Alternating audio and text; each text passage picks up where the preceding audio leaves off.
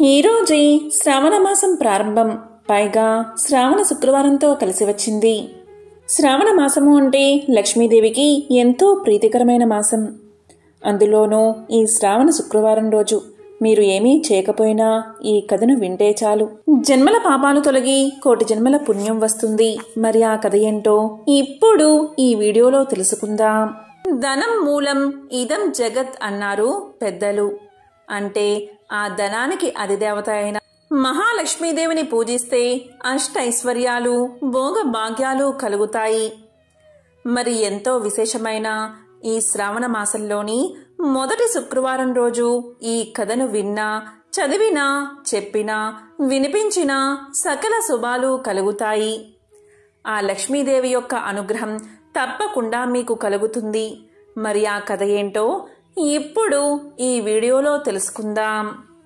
అదే శ్రీ శుక్రవార లక్ష్మీ కథ. ఒక బ్రాహ్మణుడికి 7 కొడుకులు ఉన్నారు. వారందరికీ పెళ్లిళ్లు జరిగి భార్యలు కాపురానికి వచ్చారు. దీనివల్ల ఆ 7 వేరే కాపురాలు పెట్టి సుఖంగా జీవితాన్ని గడుపుతున్నారు. ఇలా ఉండగా ఒకరోజు ఉదయమే శుక్రవారపు మహాలక్ష్మి లోక సంచారం చేస్తూ ఆ బ్రాహ్మణుడి కోడళ్ళ ఇంటికి వచ్చింది. ఒక కోడలు పొద్దుటే పిల్లలకు భోజనం పెట్టి తాను కూడా తింటూ ఉంది. ఇంకొక కోడలు పాచి వాకిలలో పేడ వేసుకుంటూ ఉంది. మరొక కోడలు పాత గుడ్డలను పెట్టుతూ ఉంది. ఇంకో కోడలు పాచి వాకిలలో వడ్లు దంపుతూ ఉంది. మరొక కోడలు పాచి వాకిలి అందే పిల్లలకు తలంటి తాను కూడా తలంటుకుంది. ఈ విధంగా 6 కోడళ్ళు చేయడం చూసి శుక్రవారపు మహాలక్ష్మి వారి ఇళ్లకు వెళ్ళక పెద్ద కోడలు ఇంటికి వచ్చింది. పెద్ద కోడలు ఇల్లు అలుక్కుని వాకిట కల్లాపు జల్లి స్నానం చేసి పసుపు రాసుకుని బొట్టు పెట్టుకుని కట్టుకున్న బట్ట భర్తకు ఇచ్చి తాను తలుపు వెనుక కూర్చుని ఉంది. అక్కడ గల శుభ్రతకు మెచ్చుకుని శుక్రవారపు మహాలక్ష్మి అరుగు మీద కూర్చుని ఇలా పలికింది. అమ్మాయి, బయటికి ఒకసారి రావమ్మా అని పలికింది. అప్పుడు లోపల నుండి పెద్ద కోడలు ఇలా పలికింది. అమ్మా, నేను రావడానికి వీలు లేదు. మేము చాలా పేదవారం. మాకు ఒక బట్టే ఉంది. అందువల్ల దానిని నా భర్తకిచ్చి ఆయన్ని యాయా వారానికి పంపాను. వారు వచ్చే వరకు నేను ఇక్కడే ఉంటాను అని సమాధానం చెప్పింది. అప్పుడు శుక్రవారపు మహాలక్ష్మి తన బట్టలో సగాన్ని ఆమెకు కట్టబెట్టి తనకు ఒక సోలెడు బియ్యము వార్చి పెట్టమని కోరింది. అలా కోరగా ఆ ఇల్లాలు ఎంతో బాధపడి ఇలా చెప్పింది. నా భర్త వచ్చే వరకు ఈ ఇంట్లో బియ్యం ఉండదు అమ్మా అని చెప్పింది. అప్పుడు శుక్రవారపు మహాలక్ష్మి ఇలా పలికింది. అమ్మాయి, నేను చెప్పేది విను. శుక్రవారపు మహాలక్ష్మి మా ఇంటికి వచ్చింది. ఆమెకు ఈ సరుకులు కావాలి అని వర్తకులకు చెప్పి కావలసినవి తెచ్చుకో అని చెప్పింది. అప్పుడు ఆ బ్రాహ్మణ స్త్రీ వర్తకుడి దగ్గరకు వెళ్ళి శుక్రవారపు మహాలక్ష్మి మా ఇంటికి వచ్చింది, సరుకులు ఇవ్వండి అని అనగానే వర్తకుడు పెద్ద కోడలకు కావలసిన సరుకులన్నీ ఇచ్చాడు. తరువాత పెద్ద కోడలు కోమటి ఇంటికి వెళ్ళింది. కోమటితో శుక్రవారపు మహాలక్ష్మి మా ఇంటికి వచ్చింది. నాకు బియ్యము, పప్పు మొదలైన పదార్థాలు ఇమ్మని కోరగా కోమటి మారు మాట్లాడకుండా బియ్యము, పప్పు మున్నగు వంటకు కావలసిన సరుకుల్ని ఇచ్చాడు. తరువాత పెద్ద కోడలు తెలుగులవాని ఇంటికి వెళ్ళింది. అక్కడికి వెళ్ళి అతనితో శుక్రవారపు మహాలక్ష్మి మా ఇంటికి వచ్చింది. నాకు తెలగపిండి, నూనె కావాలి అని తెలుగులవాణ్ణి అడగగా తెలుగులవాడు మారు మాట్లాడకుండా తెలగపిండిని, నూనెను ఇచ్చాడు. తరువాత పెద్ద కోడలు కంచరి ఇంటికి వెళ్ళింది. అక్కడకు వెళ్ళి కంచరితో శుక్రవారపు మహాలక్ష్మి మా ఇంటికి వచ్చింది కాబట్టి నాకు పాత్ర సామగ్రి కావాలి అని కంచర్ని అడగగా కంచరి మారు మాట్లాడకుండా ఇంటికి కావలసిన పాత్ర సామాగ్రిని పెద్ద కోడలకు ఇచ్చాడు. తరువాత పెద్ద కోడలు సాలెవాణి ఇంటికి వెళ్ళింది. సాలెవాణి ఇంటి దగ్గరకు వెళ్ళి సాలెవాణితో శుక్రవారపు మహాలక్ష్మి మా ఇంటికి వచ్చింది కాబట్టి నాకు కొన్ని కొత్త బట్టలు కావాలి అని అడగగా సాలెవాడు ఆమెకు కొత్త బట్టలు ఇచ్చాడు. దీనితో పెద్ద కోడలు వీటన్నిటినీ తీసుకుని ఇంటికి వచ్చి 4 పిండి వంటలతో అవకాయ పచ్చలతో శుక్రవారపు మహాలక్ష్మికి వడ్డించింది. అంతలో ఆ పెద్ద కోడలు భర్త ఎడమూట పెడమూటలతో సంతోషంగా ఇంటికి వచ్చాడు. ఆ రోజు అతనికి సంతృప్తికరంగా యాయావారం దొరికింది.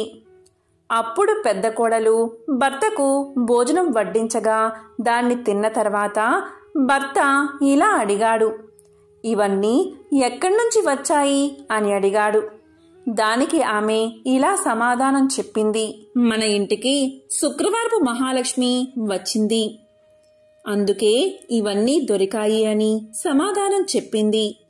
అంతలో శుక్రవారపు మహాలక్ష్మి తానింక వెళ్తాను అని చెప్పగా ఆమెను ఆ రాత్రి భోజనం చేసి వెళ్ళవలసిందిగా కోరింది పెద్ద కోడలు.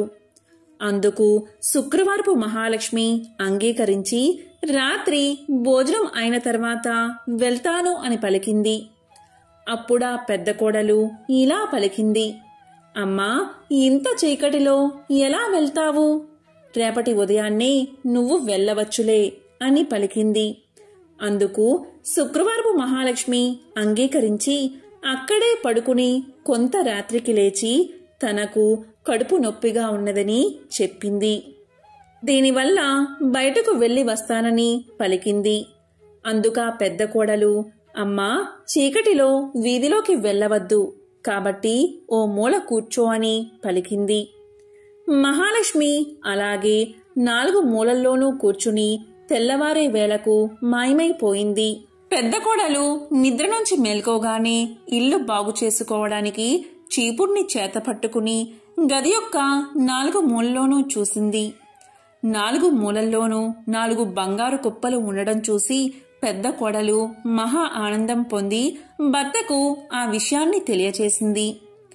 అతడు మహాలక్ష్మికి తమపై గల దయను తలచి భార్యతో శుక్రవారపు నోమును నోపించి భాగ్యాలను పొంది భక్తి విడువక సంతోషంగా ఇద్దరూ జీవితాంతం సుఖంగా ఉండి చివరకు మోక్షాన్ని పొందారు. ప్రతి శుక్రవారం ఉదయమే స్నానం చేసి లక్ష్మీదేవిని కొలచి ఒంటిపూట భోజనం చేయాలి.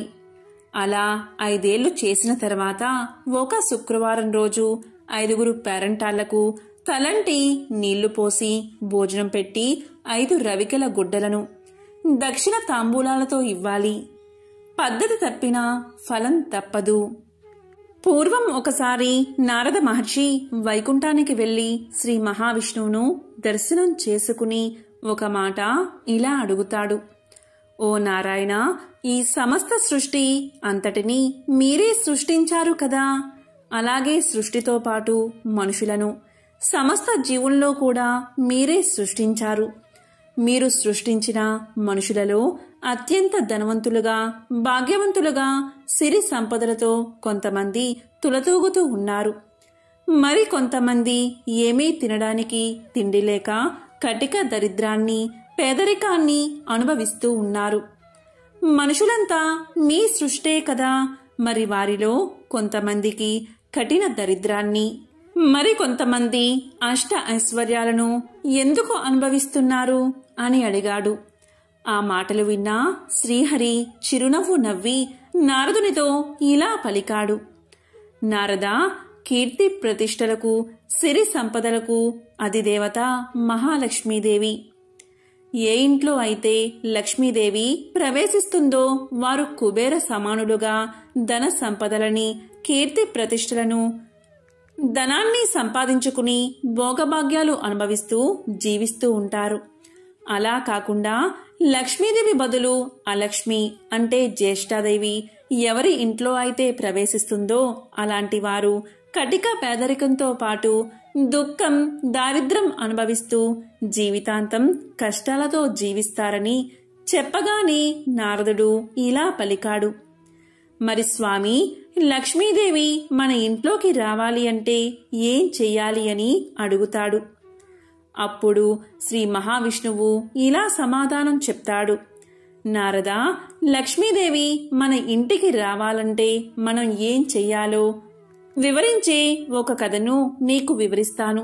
సావధానంగా విను అంటూ ఇలా చెప్పడం మొదలుపెట్టాడు. ఒకరోజు రాజు, మంత్రి మారువేషంలో రాజ్యంలో తిరుగుతూ ఉన్నారు. ఒక బందిపోటు గుంపు వాళ్లపై దాడి చేసింది. రాజు, మంత్రి వాళ్లతో ప్రతిఘటిస్తూ ఉంటారు. అప్పుడే అటుగా వెళ్తున్న రుద్రసేనుడు అది చూసి తన వంతు సాయం చేస్తాడు. దానికి మారువేషంలో ఉన్న రాజుగారు మెచ్చుకుని ఏం కావాలో కోరుకోమంటారు. అప్పుడు రుద్రసేనుడు ఇలా పలుకుతాడు, రాజా, తమరు ఆపదలో ఉంటే కాపాడేనే కాని ఏదో ఆశించి మాత్రం ఇలా చెయ్యలేదు అని వీరోచితంగా అంటాడు. దానికి రాజుగారు సంతోషించి ఇలా పలుకుతారు, రుద్రసేన, నీకు ఎప్పుడు ఏ సాయం కావాలన్నా నన్ను కోరుకో అని చెప్పి వెళ్ళిపోతారు. ఇదంతా రుద్రసేనుడు తన భార్య అయిన శాంతశీలకు చెబుతాడు. అప్పుడు శాంతశీలకు ఒక విషయం గుర్తుకు వస్తుంది. అదేంటి అంటే, కొద్ది రోజుల క్రితం శాంతశీల కట్టెలకని అడవిలోకి వెళ్ళినప్పుడు అక్కడ ఒక మునీశ్వరుడు తారసపడతాడు. ఆ మునీశ్వరుడు శాంతశీలకు ఇలా చెప్తాడు, తల్లి, ఒక విషయం చెబుతాను, శ్రద్ధగా విను. లోకమంతా చీకటిగా, అది కూడా శుక్రవారం రోజు ఎవరి ఇంట్లోనూ దీపం లేకుండా ఉండి నీ ఇంట్లో మాత్రం దీపం పెట్టి గుమ్మానికి అడ్డంగా కూర్చో. అప్పుడు ఇంట్లోని వెలుగును భరించలేక నల్లని చీర కట్టుకున్న ఒక ఆమె నీ ఇంట్లో నుంచి బయటకు వెళ్లడానికి ప్రయత్నిస్తుంది. అప్పుడు ఆమెను నువ్వు అడ్డగించి బయటకు వెళ్తే లోపలికి రాకూడదని షరతు విధించు. అప్పుడు ఆమె, నేను లోపల ఉంటే ఈ వెలుగును భరించలేను, చీకటిలోకి వెళ్ళిపోతాను అంటుంది.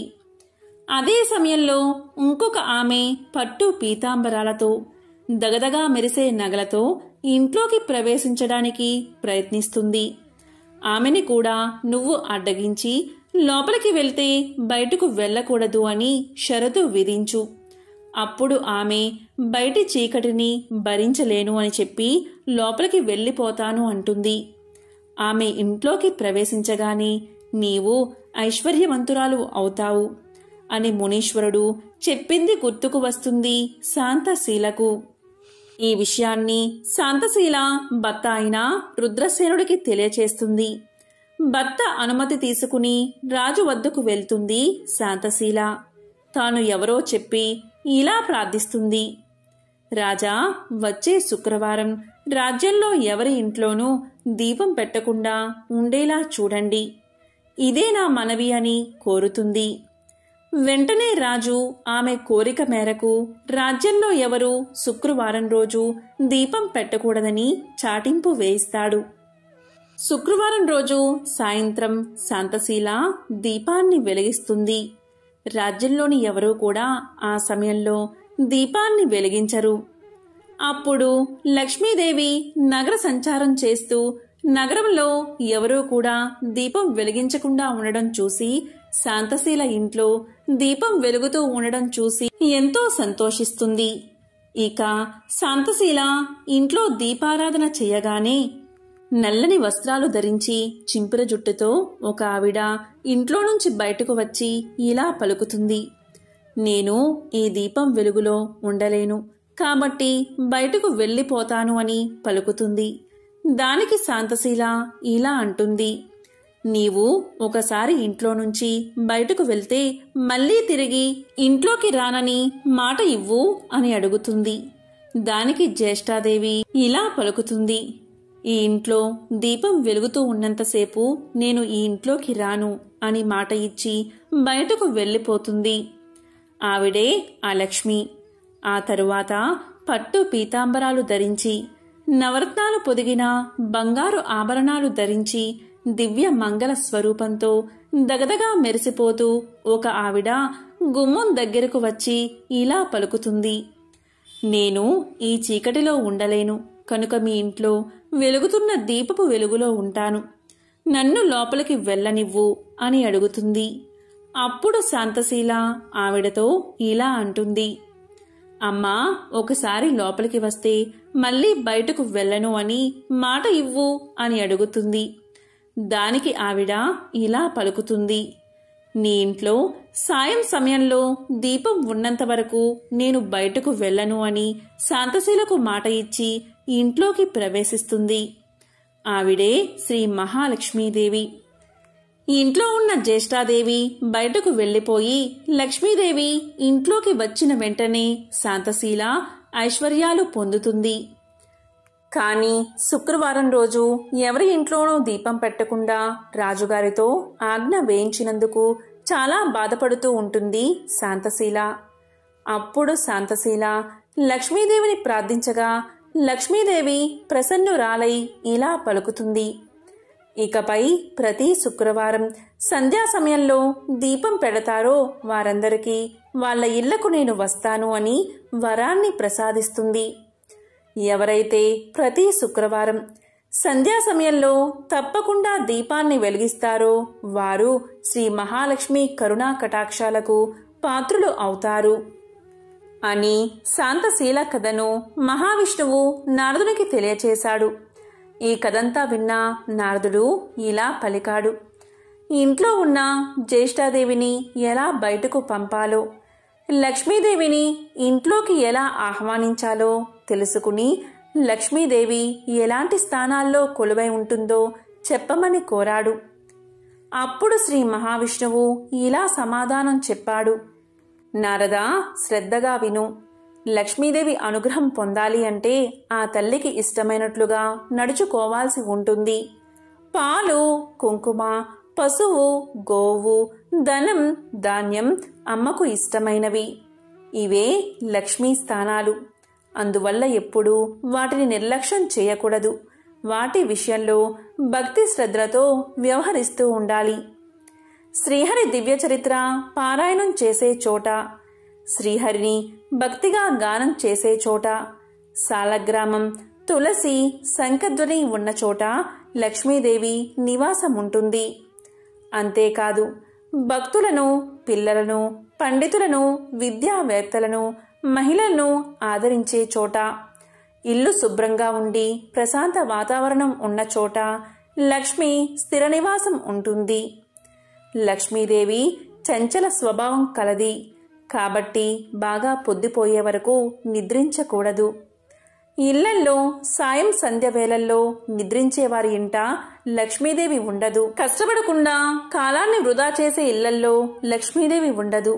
ఎప్పుడు చూసినా గొడవలు, కలహాలు ఉన్న ఇంట్లోకి లక్ష్మీదేవి అడుగైనా పెట్టదు. తులసిని పూజించని చోట, శంకరుణ్ణి అర్చించని చోట, పశుపక్షాదుల మీద ప్రేమలేని చోట, అతిథులను గౌరవించని చోట, భోజన సత్కార్యాలు జరగని చోట లక్ష్మీదేవి నిలవదు అని శ్రీ మహావిష్ణువు నారదునితో చెప్పాడు. కాబట్టి ఎంతో పవిత్రమైన, విశేషమైన ఈ కథను ఈరోజు ఎవరైతే వింటారో, లేక చదువుతారో, లేక వినిపిస్తారో, లేక చెప్తారో అలాంటి వారికి సకల శుభాలు కలిగి అష్టైశ్వర్యాలు, భోగభాగ్యాలు కలుగుతాయి. ఆ మహాలక్ష్మీదేవి యొక్క అనుగ్రహం తప్పకుండా మీకు కలుగుతుంది. పూర్వం భృగువు అనే మహర్షి ఉండేవాడు.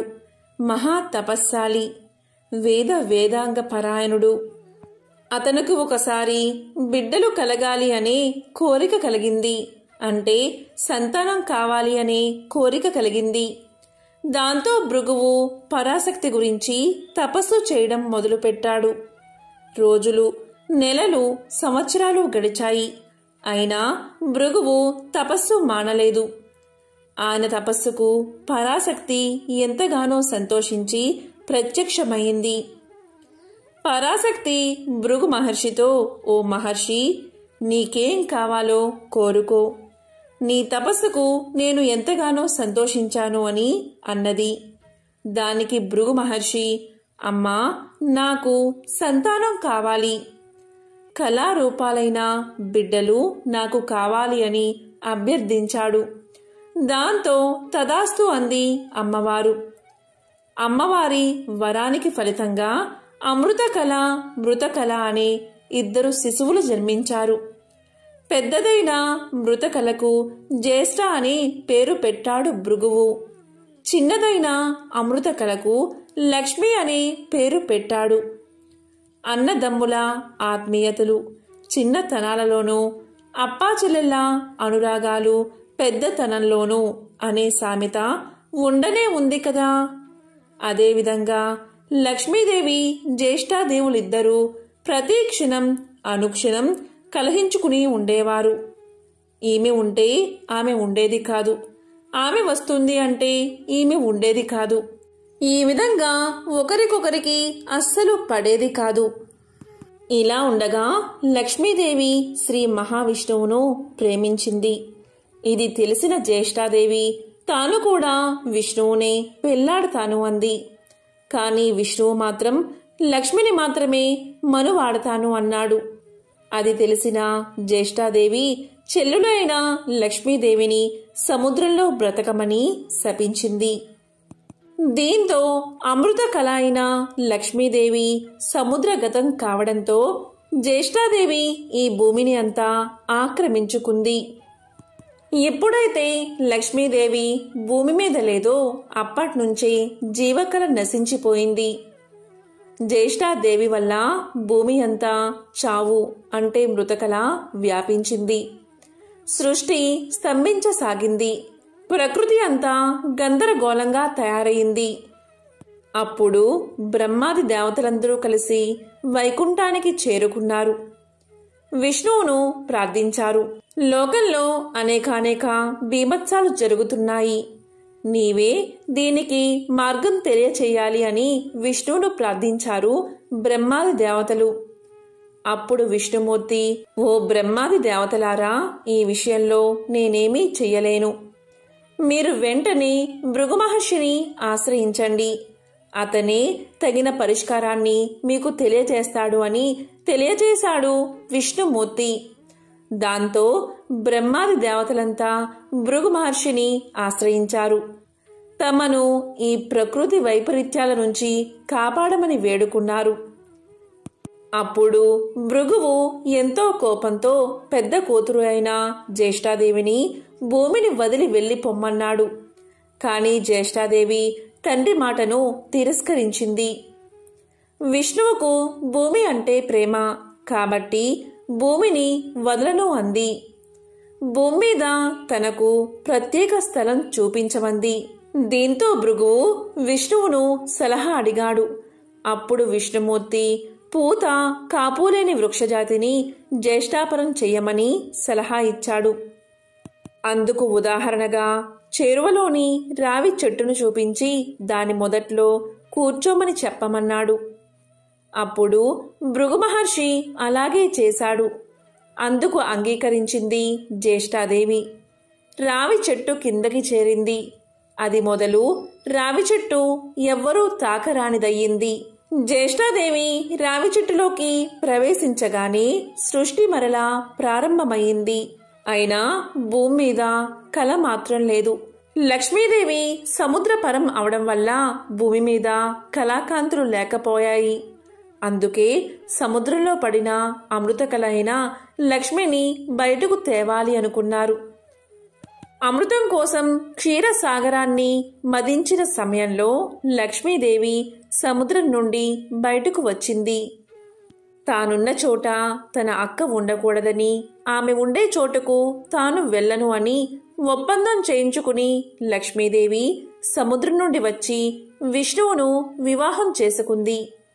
ఆ సందర్భంగా సృష్టి చాలనార్థం విష్ణువు ఆమె యొక్క పూర్ణాంశను తన వక్షస్థలంపై నివసించమని ఆదేశించి ఆమె కళను ఆది, విద్య, విజయ, ధన, ధాన్య, ధైర్య, సంతాన, గజ కళలు అనే 8 కళలుగా విభజించాడు. ఆ 8 కళలే అష్టలక్ష్ములు. ప్రాణికోటిలో ముఖ్యంగా మానవులలో ఎవరు ఏ ఏ కళల కోసం తపిస్తారో వారు ఆ కళను లక్ష్మీపరంగా అష్టలక్ష్మి స్వరూపాలను ఆరాధించాలని, అలా ఆరాధించిన వారికి తప్పనిసరిగా కోరికలు తీరతాయని వరాన్ని ప్రసాదించాడు శ్రీ మహావిష్ణువు. మనోరమ మొదలైన వారెందరో పతివ్రతామణులు ఈమెను ఆరాధించారు. ఎందరో వద్యలు సంతానవతులయ్యారు. మరెందరో యువతులు తమ తమ భర్తలను పొందారు. ఎంతమందో ఈ కళను ఆరాధించి దరిద్రులు ధనవంతులు అయ్యారు. ఇదే అష్టలక్ష్మి కథ. ఎప్పుడైనా సరే గురు శుక్రవారాల్లో కానీ, శుక్లపక్ష అష్టమి, దశమి, ఏకాదశి, త్రయోదశి, పూర్ణిమ తిథుల్లో ఈ కథను తప్పనిసరిగా చదువుకోవాలి. లక్ష్మీ స్వరూపమైన తులసి దగ్గర దీపాన్ని వెలిగించి నమస్కారం చేయడం వల్ల సకల సౌభాగ్యాలు కలుగుతాయి. అలాగే గులాబీ, తామర పువ్వు, మల్లెలు, సన్నజాజులతో అమ్మవారిని పూజిస్తే కూడా ఎంతో మంచిది. అమ్మవారికి ఇష్టమైన తెలుపు లేదా ఎరుపు వస్త్రాలు ధరించి అష్టోత్తరం చదివి తీపి పదార్థాలను నైవేద్యంగా సమర్పిస్తే సంపదలు చేకూరతాయి. ఎంతో విశేషమైన పవిత్రమైన అష్టలక్ష్మి వ్రత కథను విన్నా, చదివినా, చెప్పినా, వినిపించినా సకల శుభాలు కలుగుతాయి. ఇక పరీక్షలు జరుగుతున్న సమయంలో విద్యాలక్ష్మికి సంబంధించిన ఈ కథను వింటే చాలు. అమ్మవారి అనుగ్రహం వల్ల పిల్లలు అభివృద్ధిలోకి వస్తారు. పరీక్షల్లో మంచి ఉత్తీర్ణత సాధిస్తారు. మరి ఆ కథ ఏంటో ఇప్పుడు ఈ వీడియోలో తెలుసుకుందాం. పూర్వకాలంలో కోసల దేశంలో దేవదత్తుడు అనే బ్రాహ్మణుడు ఉండేవాడు. అతనికి సంతానం లేదు. అందువల్ల సంతానం కోసం యజ్ఞం చేశాడు. ఆ యజ్ఞంలో ఉద్గాతగా గోబిలుడు అనే బ్రాహ్మణుణ్ణి నియమించాడు. ఏ కారణం వల్లో ఆ గోబిలుడికి ఆ సమయంలో యగశ్వాస దిగశ్వాస కావడం చేత మంత్ర పఠనంలో చిన్న స్వరభంగమైంది.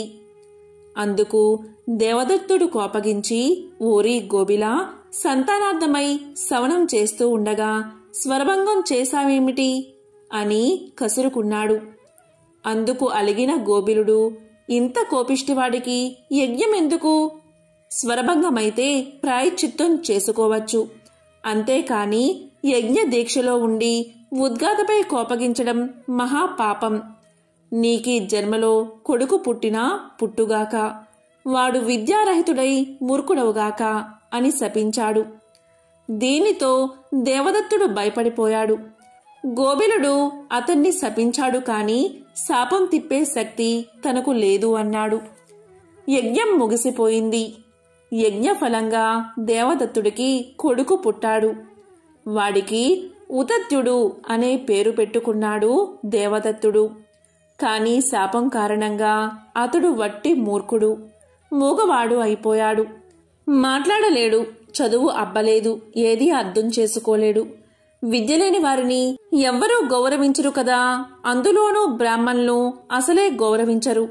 దేవదత్తుడు ఎంతగా ప్రయత్నించినా కొడుకును తీర్చిదిద్దుకోలేకపోవడం వల్ల విసుగు పుట్టి దేవదత్తుడు ఒక్కగానొక్క కొడుకుని ఇంటి నుండి తరిమేశాడు. అమాయకుడైన ఉతద్యుడు గంగా తీరం చేరి అక్కడ అడవిలో ఒక గుడిసె వేసుకుని ఏకాకిగా బతుకుతున్నాడు.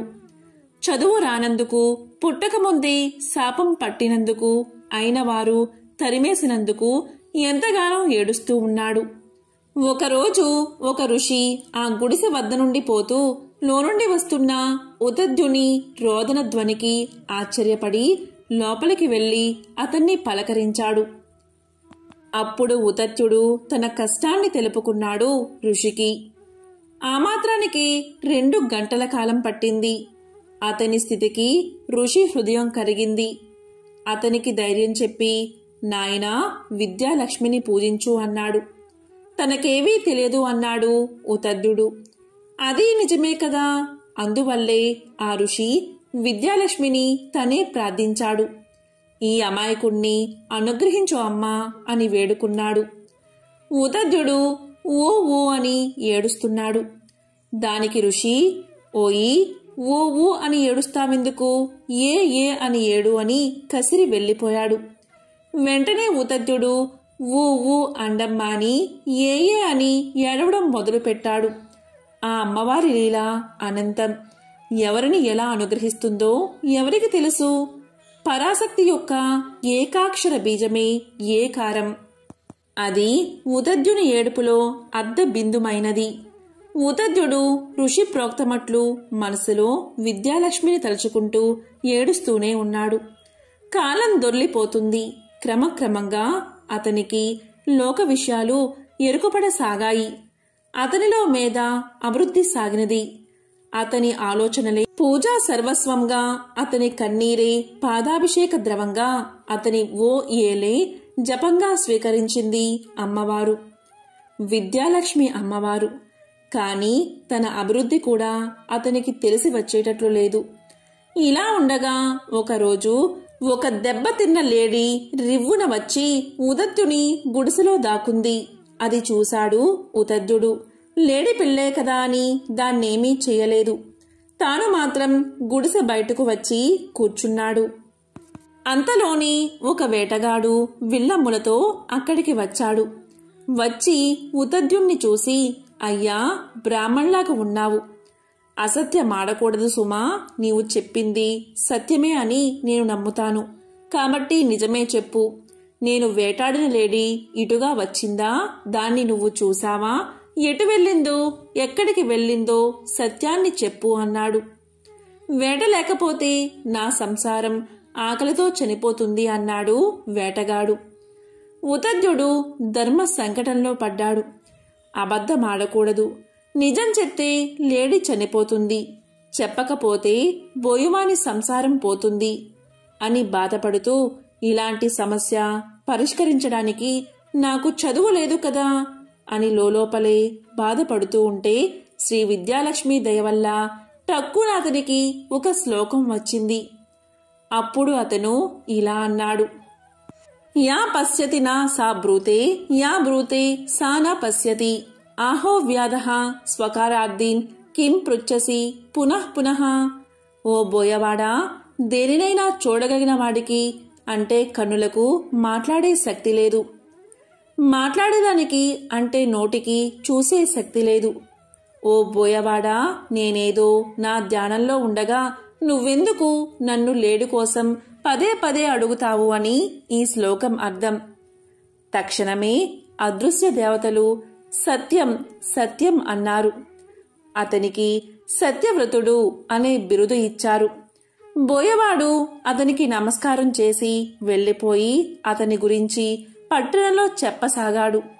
మరికొంత కాలానికి ఆ సత్యవ్రతుడే శ్రీ విద్యాలక్ష్మి కృపా కటాక్షాలచే మహాకవి అయ్యాడు.